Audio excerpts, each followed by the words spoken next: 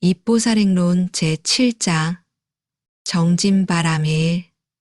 이와 같이 인욕을 수행하는 이는 정진을 시작해야 하리니 깨달음은 정진에 달려있기 때문이며 바람이 없으면 움직임도 없는 것처럼 정진이 없으면 복덕도 생기지 않는다네. 그 반대는 게으른 것과 나쁜 행에 집착하는 것, 낙담과 자기 자신을 경멸하는 것이라네. 나태의 원인은 게으름과 쾌락과 잠을 좋아하고 윤회의 고통에 대해 염리심을 갖지 않는 것이라네. 나 어떻게 끊는가? 게으름과 같은 번뇌의 올가미에 걸려 윤회의 그물에 빠져들어 이렇게 죽음이 입안에 들어와 있는데도 어찌하여 그대는 깨닫지 못하는가? 주변 사람들이 차례로 죽어가고 있는데도 그대는 보지 못하고 그렇게 도살장의 들소처럼 아직도 잠만 자고 있는가? 도망갈 길은 모두 막혀 있고 염라왕이 지켜보고 있는데 어찌하여 그대는 먹는 것만 좋아하고 또한 그렇게 잠을 즐기고 있는가? 죽음이 빨리 다가오고 있으므로 지금 바로 자량을 쌓아야 하나니 때가 되어서야 게으름을 버린다 하더라도 이미 너무 늦었는데 무엇을 할 수 있겠는가? 이것은 아직 하지 못했다. 이것은 이제 시작했다. 이것은 반쯤밖에 못했다고 하는 사이에 느닷없이 염라왕이 찾아오면 아, 이젠 틀렸구나 하고 생각하게 될 것이네. 엄청난 슬픔으로 얼굴이 붓고 벌겋게 된 눈에 눈물이 흐르고 친척들은 희망을 잃고 있을 때 그때 그대는 저승사자들의 얼굴을 보게 되리라. 자신이 저지른 악행을 기억하며 괴로워하고 지옥의 비명소리가 귓전을 때리며 겁에 질려 자신의 오물로 몸을 더럽히게 되리니 이와 같이 자신의 마음이 광란할 때 무엇을 할 수 있겠는가? 그대가 금생에서 겪는 고통도 산채로 구워지는 물고기와 같은데 그대가 지난날 저지른 악행으로 지옥에서 겪을 고통은 말해 무엇하겠는가? 뜨거운 물에 닿기만 해도 부드러운 살갗은 엄청난 화상을 입는데 뜨거운 지옥에 갈 악행을 저질러 놓고 어떻게 그렇게 속 편하게 지내고 있는가? 정진도 않으면서 높은 성취를 바라고 고통도 견디지 못하면서 영원한 해탈을 원하며 죽음의 문턱에 살면서 영원히 살 것처럼 행동하고 있으니 이 얼마나 어리석은 일인가. 인간이라는 이 나룻배를 이용하여 거대한 고통의 강을 건너가야 하나니 이 배는 다시 구하기 어려운지라. 어리석은 자여, 지금은 잠을 탐할 때가 아니라네. 어째서 그대는 무량한 행복의 원천인 성스러운 부처님의 가르침을 버리고 고통의 원인인 오락과 같은 하찮은 것들에게 즐거움을 찾으려 하는가? 낙담하지 말고 지혜와 공덕을 쌓고 억념과 정지를 통해 자제력을 기르고 나와 남을 동등하게 여기고 나와 남을 바꾸는 수행을 해야 하리라. 내가 어떻게 깨달음을 얻을 수 있겠느냐고 생각하여 낙담하고 게으름 피워서는 안 되나니 부처님께서 진실한 말씀으로 이 진리를 가르쳐 주시기를 모기, 파리, 등해와 같은 하찮은 벌레들이라도 정진의 힘을 일으키면 얻기 힘든 위없는 보리를 얻을 수 있다 하셨네. 인간으로 태어나서 선과 악을 구별할 줄 아는데 부처님의 가르침을 버리지 않는다면 어떻게 깨달음을 얻지 못하겠는가? 어떤 이들은 자신의 몸을 희생해야 한다는 두려움 때문에 용기를 잃을 수도 있지만 이것은 우리가 어떤 것을 언제 보시해야 하는지 모르기 때문이라네. 우리는 무수한 것 동안 칼로 베이고 찔리는 등 온갖 고통을 겪었지만 아직 깨달음을 얻지 못했다네. 우리가 깨달음을 얻기 위해 겪어야 하는 고통은 이 고통에 비하면 아무것도 아니나니 그것은 더 큰 숨은 고통을 없애기 위해 수술할 때 우리가 겪는 작은 고통과 같다네. 의사들이 고통스러운 치료법을 사용하여 사람들의 질병을 고쳐주듯이 수많은 윤회의 고통을 없애기 위해 작은 불행이나 고통은 참고 견뎌야 한다네. 최고의 의사이신 부처님께서는 의사들이 쓰는 일반적인 치료법이 아닌 지극히 부드러운 치료법으로 모든 큰 질병을 고쳐주신다네. 부처님께서 말씀하시기를 야채 등의 음식을 보시하는 작은 보시로 시작하여 차츰 익숙해지게 되면 나중에는 우리의 몸까지도 보시할 수 있다고 하셨다네. 마침내 우리가 우리의 몸을 음식과 같게 여기는 마음을 갖게 되면 우리가 우리의 몸을 주어버리는 데에 무슨 어려움이 있겠는가? 보살님들은 악을 버리셨기에 육체적인 고통을 느끼지 않으시고 영료하게 공성을 깨달으셨기 때문에 정신적인 고통도 겪지 않으신다네.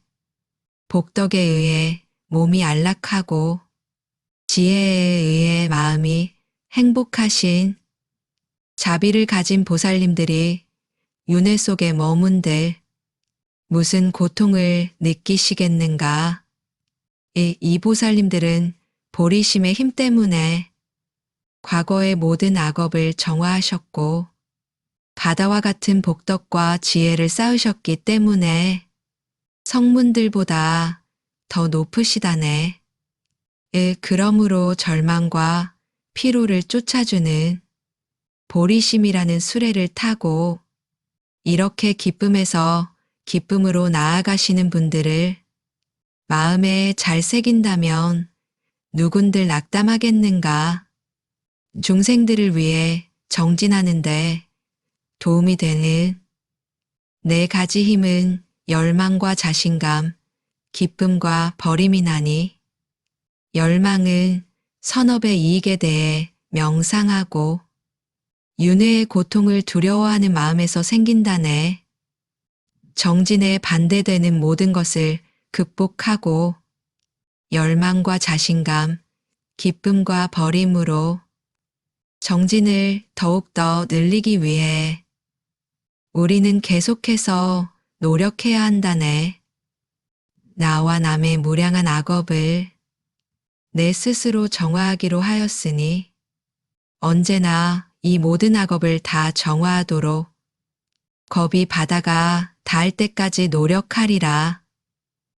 그러나 게으름 때문에 내가 이들 악업 중에서 아무것도 정화하지 못하고 한없는 고통 속에 남아있게 된다면 어떻게 내 심장이 터지지 않겠는가? 나는 나 자신과 남들을 위해 많은 공덕을 쌓아야 하나니 따라서 단 하나의 공덕이라도 겁의 바다가 닿도록 익숙해지게 하며 쌓으리라. 지금까지 이들 공덕 때문에 티끌만큼도 익숙해지도록 쌓지 못하고 이 귀한 인간의 삶을 낭비하고 있다면 이보다 더 큰 비극이 어디에 있겠는가? 나는 부처님께 공양을 올린 적도 없고 항례를 베풀어 기쁨을 드린 적도 없으며 가르침에 대한 실천도 다하지 못했고 걸식을 구하는 것도 채워주지 못했다네. 두려워하는 이들에게 편안함을 주지도 못했고 괴로워하는 이들에게 괴로움을 없애주지 못했으며 내가 지금까지 한 것이라고는 어머니에게 출산의 고통을 준 것뿐이라네. 전생에 다르마에 대한 열망이 부족했기 때문에 금생에 이토록 고통받고 있는데 어떻게 내가 다르마에 대한 열망을 버릴 수 있으리요. 이 열망이 모든 선행의 뿌리라고 부처님께서 말씀하셨나니 열망의 뿌리는 인과응보에 대해 끊임없이 명상하는 것이라고 하셨네. 모든 육체적인 고통과 정신적인 괴로움, 온갖 유형의 두려움, 원하는 것과 멀어지는 고통은 모두 악행 때문에 일어난다네. 선한 행동을 하면 언제 어디를 가든지 공덕의 과보로 존경과 명예가 따른다네. 그러나 악행을 하면 안락을 원해도 언제 어디를 가든 악행을 과보로 고통의 칼이 우리를 잘라 쓰러뜨리리라. 선행으로 부처님의 정토에 태어나는 이들은 부처님의 빛을 받아 연꽃에 태어나서 부처님의 아름다운 말씀의 양식으로 최고의 안정과 행복을 누린다네. 반면에 과거에 지은 악행 때문에 지옥에 태어나는 이들은 피부를 벗기고 칼과 창으로 찌르는 등 온갖 고문을 여러 겁 동안 당한다네. 그러므로 우리는 선업을 열망하고 열심히 실천해야 한다네. 간략히 말한다. 그리고 금강단경에 설해진 대로 선업에 대한 확고한 자신감을 가지도록 수행해야 한다네. 먼저 우리는 무엇을 해야 하는지 검토하여 그것을 할 수 있는지 없는지 알아야 하며 할 수 없는 것은 시작하지 말고 일단 시작하면 포기하지 말아야 한다네. 그것이 습관이 되면 다음 생에서도 그 악행 때문에 고통이 늘어나고 다른 선행도 못하게 되거나 변변치 않은 열매를 맺기 때문이라네. 행동과 번뇌와 능력의 세 가지 면에서 우리는 자신감을 갖고 있어야 한다네. 나는 그것을 할 수 있다는 말은 행동에 관한 자신감을 보여준다네. 그 중생들은 번뇌의 지배를 받기 때문에 무엇이 그들에게 이익이 되는지 몰라 그것을 하지 않으므로 내가 그들을 위해 이것을 해야 한다고 하는 능력의 자신감을 일으켜야 한다네. 남들이 무의미한 일로 인생을 낭비하는데 어떻게 우리가 가만히 앉아 있을 수 있으며 자만 때문에 그렇게 방관하는 것이라면 그런 자만은 없애버리는 것이 더 낫다네. 죽어가는 뱀을 보면 까마귀도 금시조처럼 공격하듯 만약 우리의 자신감이 떨어지면 작은 어려움도 우리를 괴롭힐 수 있다네.